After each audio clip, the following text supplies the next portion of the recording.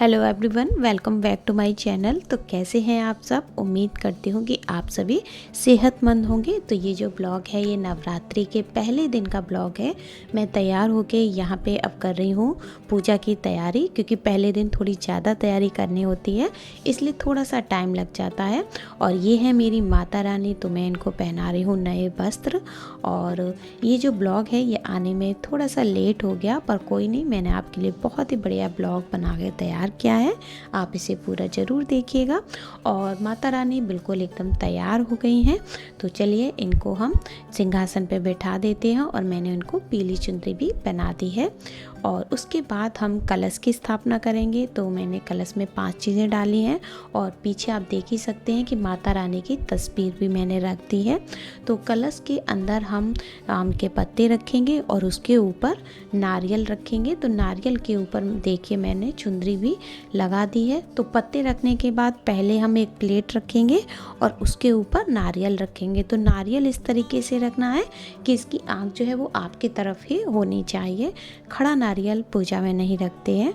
तो इस तरीके से मैंने माता रानी की सारी तैयारी यहाँ पे पूजा की कर दी है। उनकी स्थापना हो चुकी है। ये है जल, क्योंकि गर्मी बहुत होने लगी है तो माता रानी को प्यास तो लगेगी ही।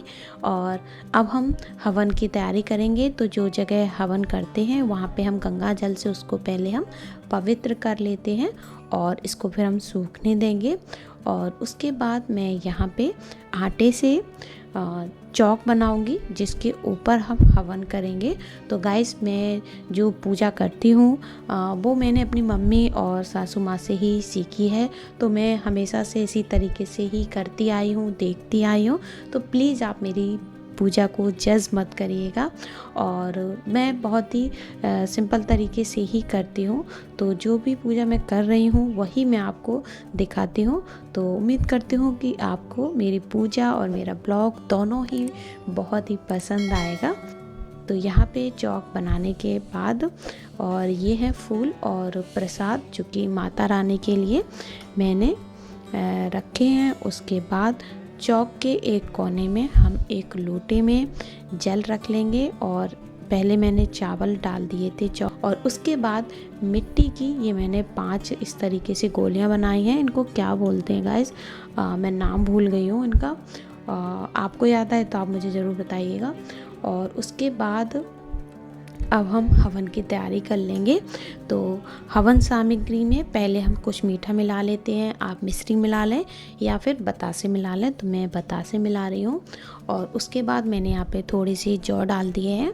और जौ के बाद हम इसमें थोड़ी सी तिल भी डाल देंगे। और उसके बाद हम डाल देते हैं इसमें घी। और घी डालने के बाद सारी चीज़ों को अच्छे से मिक्स कर देंगे।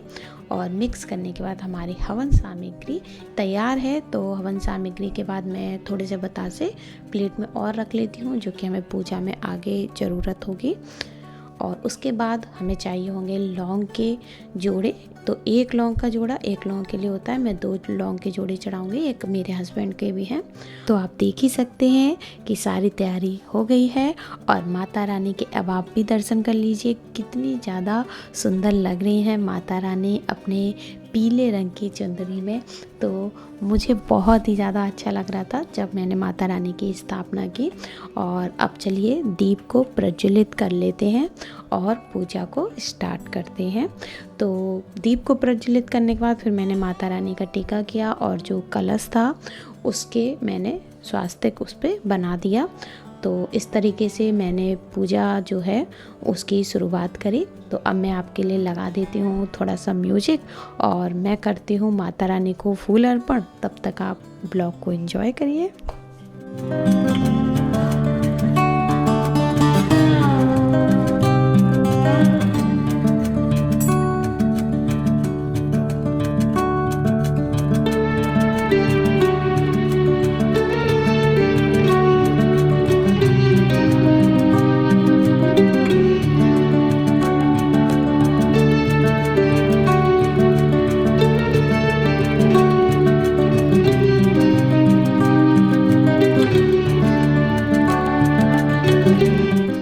माता रानी के पूजन के बाद मैं यहाँ पे हवन कर रही हूँ। तो मैं यहाँ पे जो हवन कर रही हूँ ये पूरे मैं 9 दिन करती हूँ। और हवन करने के दौरान आप हवन सामग्री से 5, 7 या 9 इस तरीके से आहुति चढ़ा सकते हैं। और आहुति चढ़ाते समय गायत्री मंत्र का जाप करना होता है, ये तो सभी जानते ही हैं। और यहाँ पे मैं मिट्टी के ही हवन कुंड का इस्तेमाल करती हूँ हर बार जब भी मैं हवन करती हूँ अपने घर में। तो मेरे पास तांबे वाला नहीं है तो मैं इसी का ही इस्तेमाल कर लेती हूँ। और उसके बाद मैंने लौंग का जो जोड़ा था वो भी हवन में चढ़ा दिया है। हवन के बाद मैं यहाँ पे कर रही हूँ सप्तशती जो बुक होती है दुर्गे माता की, उसका मैं पाठ कर रही हूँ। इसमें हर दिन का एक अध्याय दे रखा होता है जिसका पाठ करना होता है। तो वैसे मैं जो भी बुक्स होती हैं, जब भी मैं कोई भी पूजा करती हूँ तो उससे रिलेटेड जो भी बुक्स होती है, जैसे मंडे का मैं जब फास्ट रखती हूँ तो शंकर जी की जो भी बुक्स आती हैं और इनका मैं पाठ ज़रूर करती हूँ। इनका पाठ करने से मन को बहुत ही ज़्यादा शांति मिलती है और घर में भी बहुत शांति फैलती है। तो आप लोग भी जो किताब है इनका पाठ ज़रूर किया करिए, बहुत ही अच्छा फील होता है। तो यहाँ पे पाठ खत्म करने के बाद अब मैं माता रानी की पूजा कर रही हूँ और उसके बाद फिर माता रानी का मैं भोग लगाऊंगी। तो यहाँ पे मैंने रखी है भोग में पंचमेवा और भोग लगाने के बाद यहाँ पे पूजा हो जाती है मेरी संपन्न। देखिए अब पूजा जो है वो पूरी तरीके से संपन्न हो गई है। तो अब मैं आपको थोड़ा पास से दिखा देती हूँ। तो आप लोग भी दुर्गे माता के दर्शन कर लीजिए और दुर्गे माता सारी आपकी जो भी मनोकामना हो वो सारी पूरी करें, जो भी कष्ट हो उन्हें दूर करें। ये देखिए मंदिर में भी मैंने पूजा संपन्न कर दी है। और यहाँ पे जो बाल गोपाल हैं इनको मैं नए वस्त्र पहनाना भूल गई जल्दी में सुबह। और मंदिर भी मैंने साफ़ कर लिया था।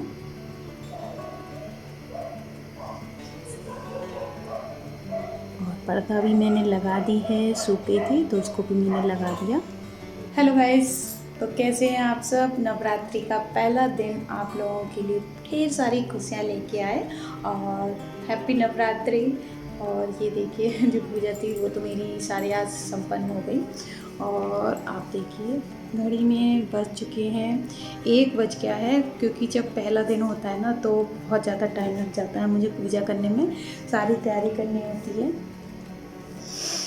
चलिए एक बार देवी माता से फिर से मिल लेते हैं। तो आज मैंने साड़ी पहनी है तो आप लोग ज़रूर बताइएगा कि मैं कैसी लग रही हूँ। और पूजा खत्म हो गई है तो अब मुझे भी भूख लगने लगी है। तो चलिए कुछ देखते हैं, व्रत का बनाते हैं।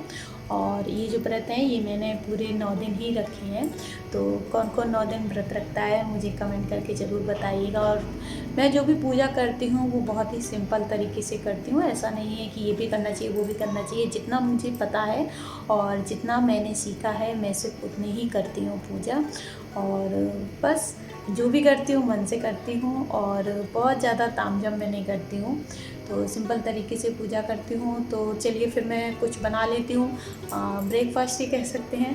तो चाय और उसके साथ देखती हूँ कुछ बनाती हूँ किचन में व्रत के लिए।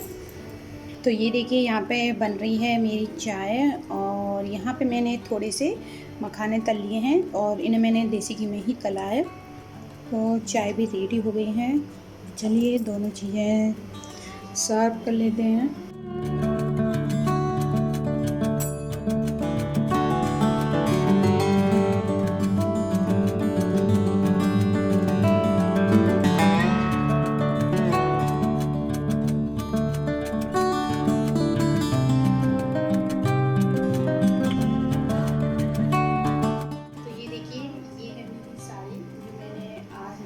के पहले दिन पहनी है तो कैसी लग रही हूँ मुझे कमेंट करके ज़रूर बताइएगा। तो इस ब्लॉग को मैं यहीं ख़त्म करती हूँ और मखाने और चाय मैं एंजॉय करूँगी अब। और मिलते हैं फिर हम नेक्स्ट ब्लॉग में। तब तक के लिए bye bye and take care. और आपको मेरी पूजा कैसी लगी ये भी मुझे कमेंट सेक्शन में ज़रूर बताइएगा।